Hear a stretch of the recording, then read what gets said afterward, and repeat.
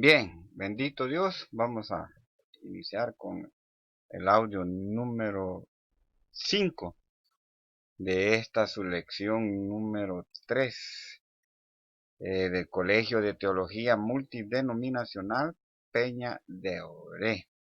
Estamos con geografía bíblica. Bien, estamos siguiendo la ruta de Abraham, que pasó desde su llamamiento hasta Aram, y luego después llega a Siquén y luego pasa a Betel, ¿verdad? Que es donde dice la escritura en Génesis capítulo 12, versículo 8, que él establece su tienda, ¿verdad? Su primera tienda en ese lugar, y hace un altar al Señor, ¿verdad? El primer altar que Dios le hace, que Abraham le hace a Dios en este lugar. Luego después dice la escritura que él llega se establece un tiempito por acá, pero luego después él cruza el Neguet. Recuérdese que el Neguet es un desierto, ¿verdad? ¿Y por qué lo hace? Porque él quiere llegar acá, mira, a Egipto. ¿Y por qué quiere llegar a Egipto? Perdón. Dice, debido a la hambruna que existía en Senad, Abraham se dirige a Egipto atravesando el desierto del Negev. Acuérdese que este era un desierto y le toca a él atravesarlo para llegar a Egipto. Bien, aquí quiero que nos detengamos un tantito, ¿va? Para alegorizar algunas cosas que le pueden servir a usted en un bosquejo de sus mensajes o para entender algunas cosas que pasan en nuestra vida como cristianos, que nosotros muchas veces la escritura nos las presenta así gráficamente, ¿verdad? Con algunas escenas, pero nosotros no las comprendemos, porque muchas veces nosotros, ¿verdad? Y cuando le digo nosotros me refiero al pueblo de Dios, al pueblo cristiano, queremos y pretendemos, ¿verdad? Que sea el Señor mismo quien baje, así como hacía en los tiempos antiguos, antes de Jesucristo, que llegara y nos hablara, así como le habló a Moisés, así como le habló a Abraham y a otros profetas, ¿verdad? Pero no, hermano. La escritura dice de que Dios, allá en el libro de Hebreos dice que Dios habló al mundo entero de muchas formas. Ahora dice, en este tiempo, que es el que nosotros vivimos, nos habla a través del Espíritu de Dios, del Espíritu Santo, y a través que el Espíritu Santo nos ayuda a comprender estos pasajes. Bien, ¿por qué es que debido a que aquí había una hambruna, Abraham tiene que ir a Egipto? Bueno, le voy a decir por qué. Recuérdese, y todo tiene un fundamento, hermano. Todo tiene un porqué. Recuérdese de que Dios le habló aquí a Abraham y le dijo, vete de tu tierra y de tu parentela. Ahí hay una desobediencia, hay una obediencia media, ¿verdad? Desde ahí empieza a mermar lo que Dios le promete a Abraham, que lo va a llevar a una tierra que fluye leche y miel. ¿Qué es lo que sucede? Él obedeció, ¿verdad? Como muchas veces nosotros lo hacemos, ¿verdad? Usted, Dios lo manda a evangelizar, a predicar, y amén, lo hace, ¿verdad? Pero se olvida también de otras cosas que van incluidas en su vida como predicador, en su vida como un hijo de Dios, que es su testimonio. Pero bien, estando acá se quedó mucho tiempo acá. ¿Qué es lo que sucedió? Que cuando el papá se muere, ¿verdad? Que cuando el padre ya no le sirve de tropiezo, él decide emprender el camino. ¿Qué podemos hablar de esto, así espiritualizando? Que muchas veces nosotros somos llamados al evangelio a temprana edad, ¿verdad? O cuando todavía nosotros estamos bien de salud o sanos. ¿Y qué es lo que sucede? Que nosotros lo recibimos como nuestro Salvador personal, pero muchas veces nos retiramos o nos apartamos de Dios o hacemos las cosas a medias. Pues algo así le sucedió a Abraham. Ya cuando Abraham entendió, ¿verdad?, de que ya se le murió el papá y ya estaba pasando ciertos problemitas por ahí, decide hacer lo que Dios lo había mandado. Cuando llega a este lugar, ¿qué es lo que sucedió? Ya esa tierra, hermano, ya estaba ocupada, ya había sido ocupada por gente que vivía en todos estos alrededores, no sé de dónde, pero ya se le habían adelantado a Abraham. Entonces, ¿qué es lo que sucede? De que Abraham perdió la primera oportunidad, que era de tener esta tierra que fluye leche y miel. Ahora, ¿qué es lo que tenía que hacer Abraham? Ahora es pelear por esa tierra. De hecho, eso ya no lo hizo él, pero lo hicieron sus hijos. Entonces, ¿qué es lo que sucede? Mire, hay algo importante que usted debe aprender en su vida. Las primeras oportunidades que Dios nos da a nuestras vidas como seres humanos, como hombres, como hijos de Dios, tenemos que aprovecharlas.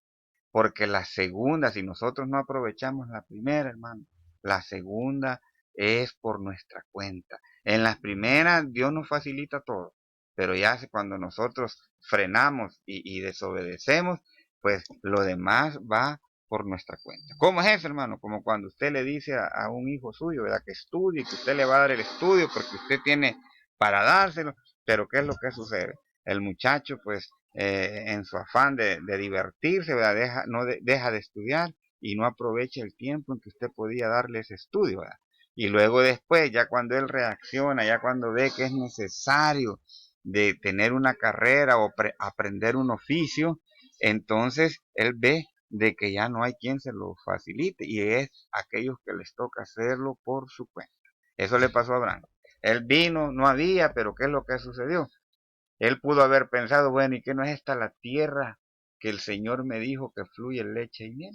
Lo mismo decimos muchas veces nosotros, bueno, ¿y qué no pasa que cuando yo, dice la Escritura, que reciba a Cristo como mi único y suficiente Salvador personal, tengo todo, es una vida nueva, puedo pedir todo? Es cierto, la Biblia sí lo dice, pero tiene que pasar un proceso. ¿Cuál es el proceso? El proceso de la desobediencia. Tiene que aprender a entender que las primeras oportunidades es Dios quien las da. Entonces, ¿qué es lo que sucedió? Había una hambruna en toda esta tierra. Tanto así que él decide irse para Egipto. Eso pasa muchas veces, y le digo, y no lo quiero que me lo malinterprete, pero eso sucede. ¿Cuánta gente, hermanos, estando en el Evangelio, pues empiezan a tener dificultades y problemas y no procuran tener paciencia, tener fe de que Dios es el que va a hacer cambiar esa situación? ¿Qué es lo que sucede? Muchos deciden, ¿verdad?, irse para otros países, especialmente los Estados Unidos. En Estados Unidos, hermano, usted sabe que era el Egipto de aquel tiempo, si lo podemos llamar así, ¿verdad? ¿Por qué? Porque Egipto, hermano, aquí había una gran prosperidad. Recuerde que les hablé de dos naciones prósperas en aquel tiempo, que era Egipto y aquí Babilonia, ¿verdad? Entonces decidió Abraham venirse para acá, porque ahí en Egipto había comida, y de hecho había. Pero ¿qué es lo que sucede, hermano? Aquí dice la escritura de que Abraham no esperó en Dios, ¿verdad? Porque recuérdese que si Dios le había dicho de que esta es la tierra que fluye leche y miel, Dios le iba a prosperar ahí, pero tenía que tener paciencia. ¿Por qué paciencia? Porque él se había tardado. Si él le dijo, vete de tu tierra y tu parentela, sin que se tardara, pero cuando él llegó, ya esa tierra estaba ocupada. Y aparte de eso, venía esa hambruna, ¿verdad? Entonces, ¿qué es lo que sucedió? De que aquí en Egipto él tuvo que mentir, hermano. Decirle a su esposa Saraí de que dijera que era hermana de él, para que cuando llegara a Egipto el faraón se la iba a querer quitar, ¿verdad? Y entonces si decía que era la hermana, pues por medio de ella él iba a lograr un beneficio, y de hecho así fue. Pero cuando Dios, hermano, decide proteger a un hijo, ¿verdad?, y eso lo estoy hablando ya en la parte espiritual, como usted y como a mí, no importa, hermano, el hecho de que usted esté pasando o lo que usted esté haciendo. Si Dios lo llamó, hermano, Dios va a respaldar su llamado. Y eso le sucedió aquí a Abraham. Abraham vino cuando ya él estaba a punto de cometer, ¿verdad?, el sacrilegio, si le podemos llamar así, de que entregó su esposa al faraón, ya cuando éste la tenía lista. Así dice la escritura, que ya estaba en la recámara, ¿verdad? Dice de que Dios le habló en sueños a faraón diciéndole que no le tocara la esposa de su siervo. Y usted ya conoce la historia, ¿verdad? No se la voy a decir, ¿verdad? Usted ya sabe que luego el egipcio, el faraón, le dijo que por qué no le había dicho, que por qué no le había que por qué le había mentido, por qué le había dicho que era la hermana, que él estaba a punto de haber cometido un error y que Dios lo iba a matar.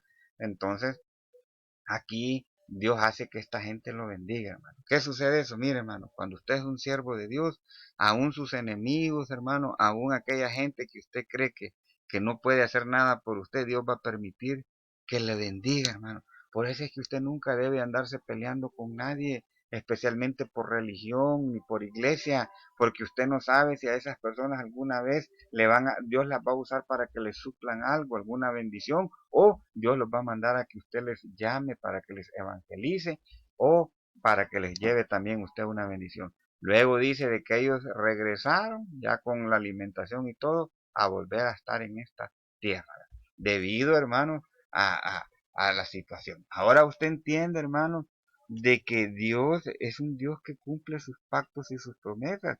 El problema es que nosotros muchas veces no hacemos mucho por entender esa situación.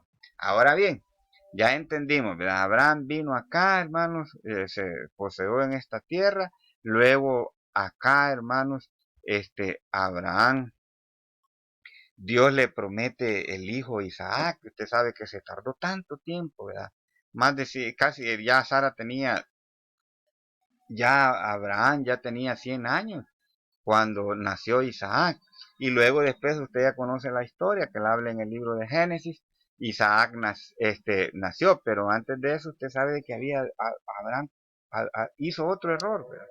Otro error, ¿verdad? Que Dios le digo, como hijos de Dios, él no se fija mucho en eso, porque él a usted lo tiene por un propósito, hermano. Dios, usted lo ha puesto para que usted haga algo que usted ni se imagina que es lo que Dios le ha puesto a hacer. Por eso es que usted no se retire del Evangelio. Nunca deje de hacer lo que Dios lo ha mandado a hacer, independientemente que usted vea de que hay tropezos, que hay espinas, que hay muchas cosas que le están sirviendo de obstáculo, pero no decida retirarse. ¿Qué es lo que sucedió? Sara, ¿verdad? Que ella vio que ya se había hecho muy vieja, ¿verdad? Y ella sabía de que humanamente ya no podía concebir y darle un hijo a Abraham. Entonces vino ella y le dio para que se metiera una esclava que se trajeron de acá, de Egipto.